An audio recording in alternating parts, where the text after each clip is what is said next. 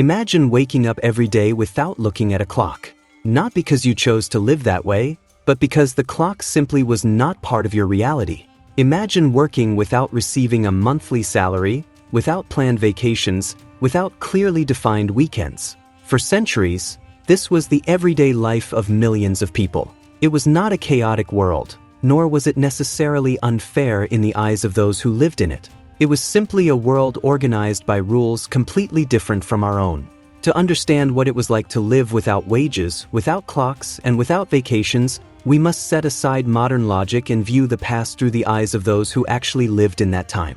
Before mechanical clocks became widespread, time was not measured in minutes or seconds. It was experienced. The day began with sunlight and ended with darkness. The rhythm of life was shaped by nature, by the seasons, and by agricultural cycles. In many regions, especially in medieval Europe, church bells marked important moments of the day: prayer, work, meals, and rest. There was no concept of being late as we understand it today. Time was not a rigid line, but a flow. During summer, work extended through longer hours of daylight. In winter, days were shorter, and activity naturally decreased. This direct relationship with the environment shaped not only work, but also how people understood their own existence. Historical records indicate that mechanical clocks began to spread through European cities from the 14th century onward, but their use was limited. For a long time, only public towers and religious institutions had access to this kind of precise timekeeping. For most of the population, especially peasants and rural workers, time remained something that was lived, not counted. This detail is essential for understanding the past without judging it by modern standards. Living without clocks did not mean living without organization. It meant living according to a different kind of organization, more flexible, more dependent on the environment, and deeply integrated into collective daily life. Working without wages, how it functioned in practice. When we talk about living without wages, it is important to clarify a fundamental point. Work did exist, and in large amounts. What did not exist was the modern concept of a monthly cash payment as we know it today. In many pre-industrial societies, work was based on exchange, social obligation, and survival. Peasants, for example, rarely received money. Instead, they worked the land in exchange for housing, protection, and the right to cultivate part of what they produced. In systems of serfdom common in medieval Europe, the worker provided days of labor to the landowner and, in return, gained access to land to support their family. Artisans lived differently. Shoemakers, blacksmiths, carpenters, and weavers produced goods and exchanged them directly for food, tools, or other services. In urban centers, the use of coins did exist, but not in a standardized or regular way like modern wages. Income varied according to demand, the season, and the worker's reputation. Historical records show that money was only one part of the economy, not its central axis. Most labor relationships were tied to subsistence. Work was not a vocational choice, but a constant necessity to secure food and shelter. It is important to note that this system was not uniform. It varied by region, historical period, and social position. Some people had more autonomy, others less. But in general, work was deeply integrated into daily life, with no clear separation between working hours and personal time. The absence of a fixed wage did not mean an absence of value. Work had direct, immediate, and visible value. It sustained entire families and whole communities. Understanding this helps us see that the past was neither simple nor chaotic. It simply operated according to a different economic logic. Did rest exist? The truth about vacations in the past. Contrary to what many people imagine, rest did exist. However, it was not organized as an individual, guaranteed right. There were no planned, requested, or paid vacations. Rest was tied to the religious calendar and to the natural pauses of agricultural work. In many Christian regions of Europe, there were dozens of holy days throughout the year.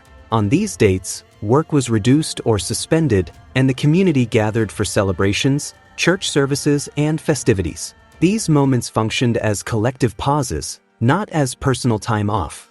In addition, the rhythm of agriculture itself imposed periods of lower activity.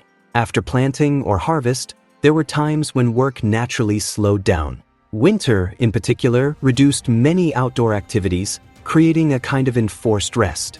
However, this did not mean leisure in the modern sense. Rest was not used for travel, hobbies, or personal development. It was integrated into community life, faith, and basic needs. Historians explain that the concept of vacations emerged much later, alongside industrialization and the need to regulate long, repetitive work hours. Before that, there was no clear separation between work, rest, and personal life. Everything was part of the same continuous flow. This distinction is crucial to avoid misunderstandings. The past was not a world without pauses, but it was also not a world of time freedom as we imagine today. Rest existed, but it followed social, religious, and natural rules, not individual choice. Life without clocks, wages, and choice. Living in this world meant accepting that life was predictable in some ways and uncertain in many others.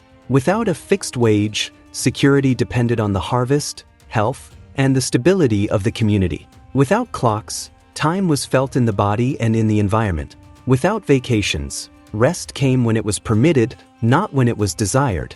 Most people were born, lived, and died in the same place. Opportunities were limited, and social mobility was rare. This did not automatically make life miserable, but it certainly made it more rigid. Comparing this world to ours requires care. Today we have rights, wages, and free time, but we also face different pressures. Constant deadlines, rigid schedules, and a fragmented relationship with time. The past offered fewer choices, but also fewer abstractions. Historians warn against romanticizing it. Living without wages, clocks, and vacations was not purer or simpler. It was simply different. Every era carries its own challenges, fears, and forms of organization. The modern world did not emerge overnight. Wages, clocks, and vacations are the result of centuries of economic, social, and cultural transformation. They were created to address specific problems, not as natural guarantees of human life. Understanding what it was like to live before these structures does not mean rejecting the present or glorifying the past. It means recognizing that the way we organize time and work is a historical construction, and therefore open to reflection. By looking back, we gain perspective. We realize that what we consider essential today once did not exist, and that other ways of living once made sense. This understanding helps us value achievements, question excesses, and see the present more clearly. If this video helped you see the past in a different way, leave a like and subscribe to the channel. Here, we explore history as it truly was, without exaggeration, without myths, and without romanticization. Share this video with someone who is always racing against the clock, and stay with us to understand how the past shaped the world we live in today.